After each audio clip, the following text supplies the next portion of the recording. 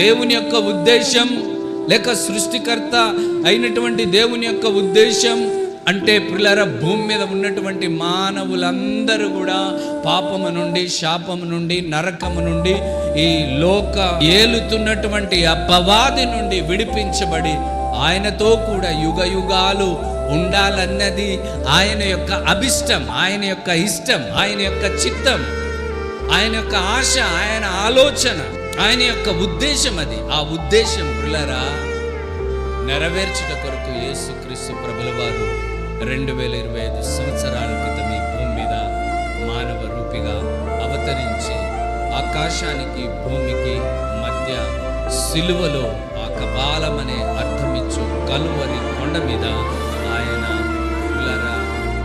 తన అమూల్యమైన, నిష్కలంకమైన, నిర్దోషమైన రక్తాన్ని కార్చాడు. హల్లెలూయా. ఆయన వైపు ఎవరు చూస్తున్నారో వారు రక్షింపబడుతున్నారు, నరకము నుండి విడిపించబడుతున్నారు, నిత్య జీవంను సంపాదించుకుంటున్నారు. దేవునికి స్తోత్రం కలుగును.